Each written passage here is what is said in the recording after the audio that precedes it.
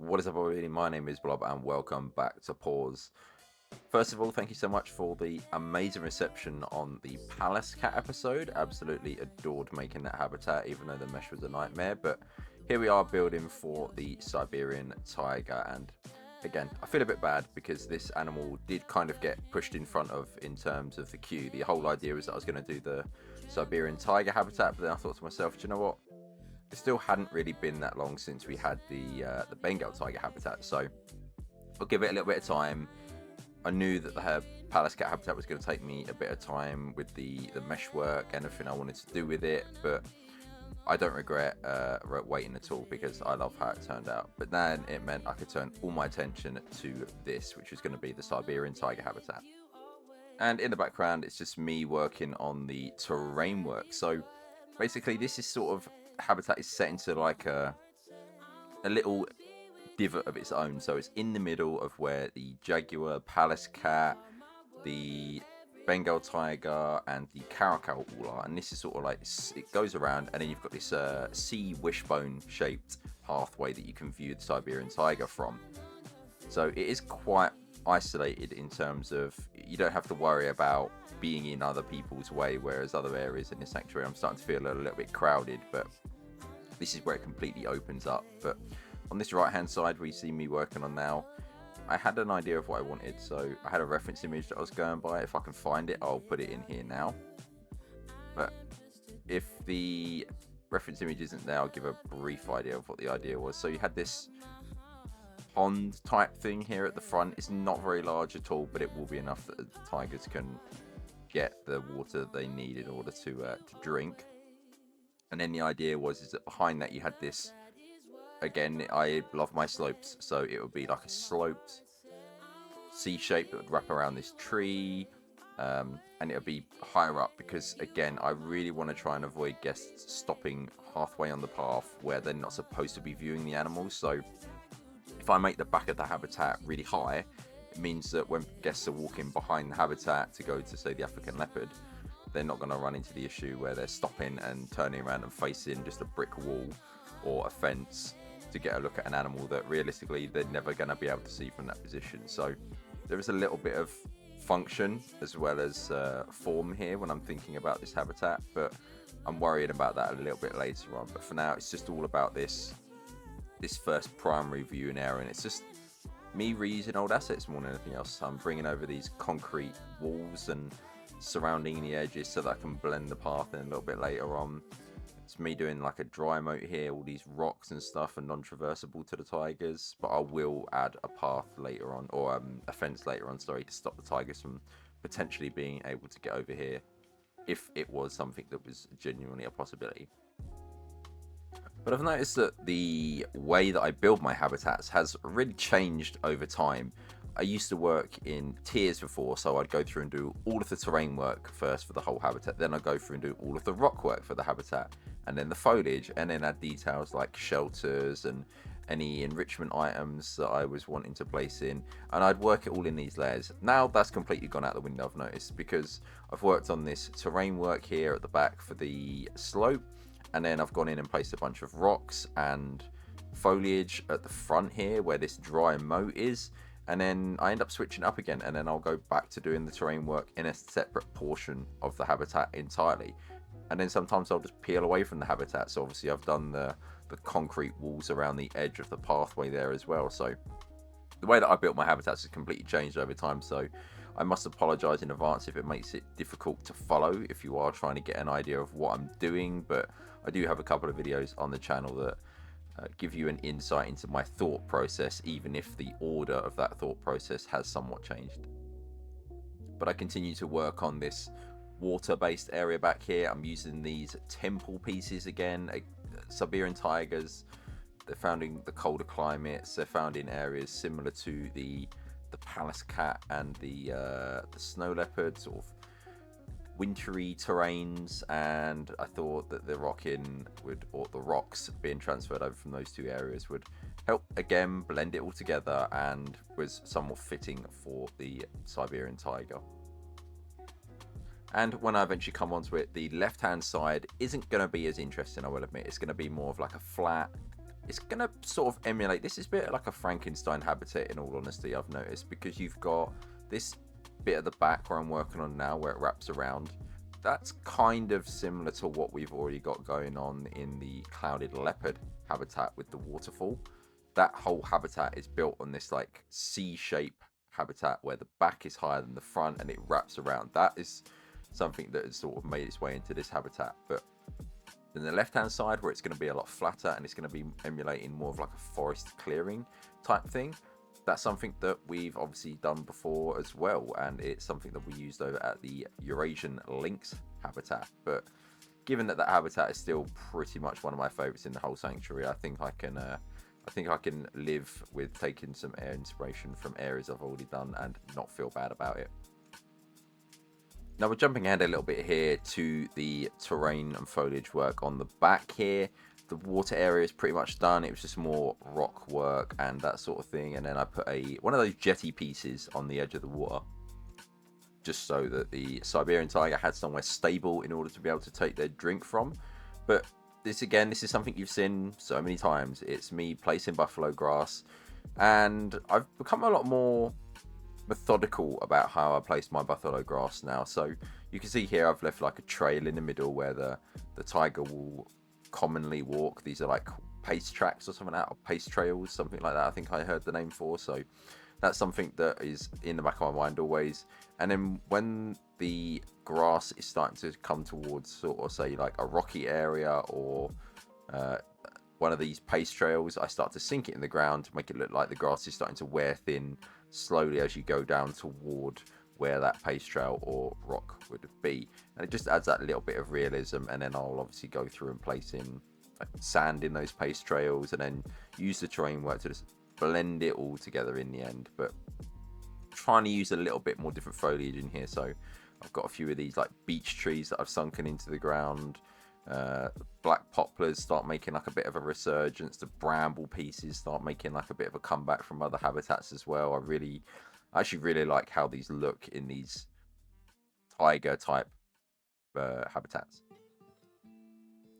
And then I start working on the perimeter fence not too long after this, just so I can work out where I do and again don't want the guests to be able to see through. So I end up using mesh for like the front of the habitat, where the right hand side is you're looking out over this pond, and then end up switching to my old retaining wall and then covering it with the corrugated iron barrier, and then just trying to like detail it up with a few little decals and stuff like that, just to try and make it look a bit more in keeping, because the back of the retaining wall isn't particularly the nicest texture to be looking at.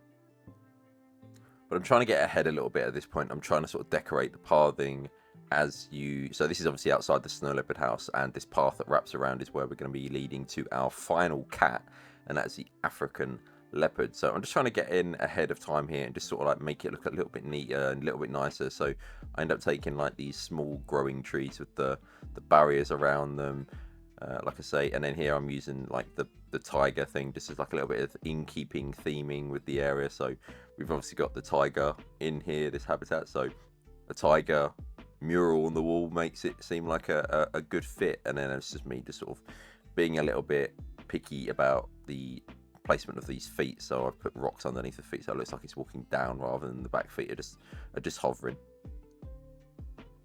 And shortly after this I went back to the left side of the habitat here. So here's just the usual stuff, spamming down this buffalo grass, this painted green square with grass. That is where the indoor area is going to go. I did build this once already, and again I've deleted it, so that's the reason why this video is taking a little bit longer than I perhaps wanted it to. It's because when I was looking at it, the entrance to the indoor area for the tiger's perspective, you could see straight in there, and I thought I'm kind of done with doing that sort of thing. Like, as much as P.A.W.S is helping be able to make those entrances a bit smaller and a bit more not such an eyesore to look at, I kind of like the idea of it just sort of like being a little bit more hidden away, but not entirely. So I'm sure you can understand, like I say, this is just the way the cooking crumbles. So here I'm just going around. It's going to be the same sort of style as I've done for a lot of the other buildings. This is like corrugated iron, and then I use like metal beams. So this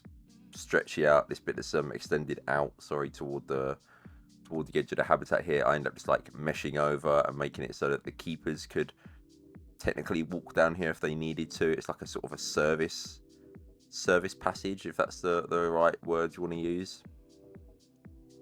And you can see how it's looking here. I just end up doing the same as usual. I just take one section and then copy and paste it and just move it along. But I think it looks really nice in the end. It's something I do detail a little bit later on, and I put some doorways in here.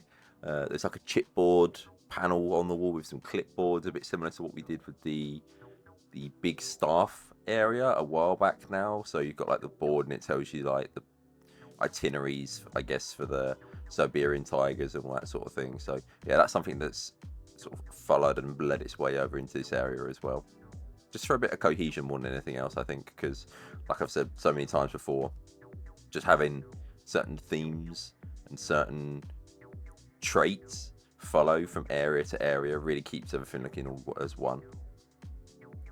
Now, I'm not going to bore you too much with the roofing portion, but the roof portion was not too bad actually, but I think that's because I was able to use like gabled roof pieces, and it's just a square building, so I found the roof quite easy to actually deal with. But still going for like a little bit of overhang. This bit where it's overhanging on the far side here, so I'm going to be doing like a fence where you can do more meet and greets. Originally I was going to keep it just the clouded leopards and the ammo leopards, but I thought, you know what, we could do like a little bit of a meet and greet with the tigers as well, but obviously make it so that you can't enter the habitat, but rather just interact through the fence, a bit similar to the ammo leopards. After this, I did take a second just to jump back to the guest area and the guest pathing here, and I wanted to try and use some of the new marquee pieces from the Zookeeper pack, but soon came to the realization that for whatever reason the axis that you build on with them is horrifying, especially with the angled pieces. I find the flat ones fine. I saw Sparrow had a really nice use for the flat ones when she made some, I think they were like carts if I remember rightly, little food stall cart type things, but I wanted to make some sort of sunshades, you know the ones I'm on about, where it's like a piece of fabric that's triangular shaped and it's strung between 3 or 4 posts or something like that. But I just thought, do you know what, I'm going to save myself a headache. I've already had to deal with mesh plenty enough. I'm not going to be dealing with awful rotation axis of pieces. So see this one here, this one's got like a pretty normal axis, but as soon as you were using the angled ones, they're just very skew if in comparison to the world. So gave up with those very, very quickly, and then ended up opting with these are the ones that you've seen me use at the clouded leopard habitat. So again, we're reusing old assets. I really like how these look. They just need a little bit of adjustment where I've placed it in the habitat, and then obviously the wooden beams are like phasing through certain fences and walls and stuff like that. So just a little bit of tweaking required here. And then I sort of did think to myself, you know what, they seem like they're a bit top heavy. So you've got these 5 beams holding up this quite not complicated, but this quite what looks like top heavy structure. So end up putting in support beams as well, just to keep it all looking a little bit more realistic. And jumping back over to the other side again, this is where I decided I was going to start doing my little meet and greet section. It's pretty much going to be the same sort of premise as the ammo leopard one. The only difference being is that this is where the actual entrance to the habitat is going to be for the keepers. So I soon realized that so if I was to put it in, I was going to do it inside the building so that they came out into that service channel, but I soon realized that the tigers, if they got thrown into the habitat, they wouldn't be able to get out of that service channel. And while I could move them, I thought, sod it, it's too much of a pain to do. So I just thought I'll just add it here. The meet and greet is going to be here anyway, so the keeper being able to come in and out from here is also something that isn't going to bother me too much. But general premise is the same. You've got this like barrier that keeps people away from the fence. Obviously, if you were doing like the actual feeding portion where you put the piece of meat on the end of a stick, you would obviously be allowed behind that fence, but you'd be accompanied by a member of staff, and then just some fencing to tell people and signage just to tell people that you can't go beyond this point without some authorized personnel from you. You've got like a hand cleaning station, you've got some benches if there's like a backup group waiting to have a go and one group's already having their turn, or maybe there's someone that needs to sit down while this whole thing's happening. So just trying to take into consideration all sort of sides if you were to actually be doing this. And it just helped fill the space up a little bit. This space was actually a little bit larger than I thought I had to deal with, but I think I managed to get it to work in the end. Now this shop here that you can see, I'm just doing like a little bit of a shed as well for keeping like boxes and stuff in. So because you've got this shop with its back to this little shed, I thought that, you know, maybe they could use this as like a storage area for things like boxes or some like non-perishable stock and stuff like that, because obviously they wouldn't want to keep it out in the open or anything like that. So yeah, this little shop here, I just built a little guest area more than anything else, because I thought the closest one to here is the Central Gardens, and that's a little bit of a trek. So I thought I'd try and spread these out a little bit, gives people a chance to get something to eat if they need to, sit down, have a drink, go to the toilet as well. And then you can't quite see it because of how fast the footage is, but we do have another lodge that is going to be overlooking the African leopard habitat, and that lodge has already been named. I know who I'm going to be basing it on, and cannot wait to get that area done as well. I think the lodge itself is going to remain the same. I just want it to have a different experience, a different kind of animal, because the one that we've got at the moment is the cougar habitat. So I just like the idea of it being something a little bit different. And afterward, it's just me going back to the detailing side of things. So just a bit more buffalo grass to place in. You can see I've already done all of the terrain work, the usual stuff, the coarse sand in the middle of the passageways that the tigers would use, getting some enrichment in there as well. I still need to do the entrance for the indoor area at this point for them. And then I thought the left hand side of his habitat just looked a little bit barren, so ended up placing some tall pine trees more than anything else. I didn't want to go with anything too over the top, so I just thought like a few pine trees in this area would be a nice little way of doing it. But yeah, just some enrichment at the back. I think I ended up placing the scratching post at the back as well, just because if you were doing like a meet and greet with the tigers, I don't know, I felt like you'd want to see them doing something like that.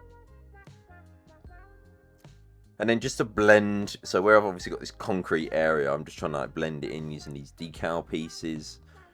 Again, something I've used heavily over at the Amur leopard section, just trying to make it look less harsh, because obviously where the terrain goes underneath these concrete panels, it's such an abrupt end and cut-off point. So it's just to sort of help make that transition from the natural dirt onto this man-made concrete, just to look that little bit more natural and a little bit more seamless.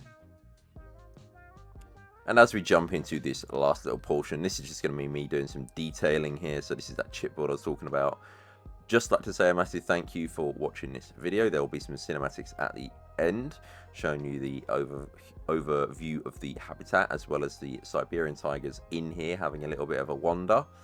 But thank you so much for watching, and I look forward to seeing you in the next video, which is going to be the last cat of P.A.W.S, and then we'll be doing our tour after that. But thank you so much for being here. I cannot wait to get the African leopard started and done. I've got some really cool ideas for what is going to be the final habitat of P.A.W.S.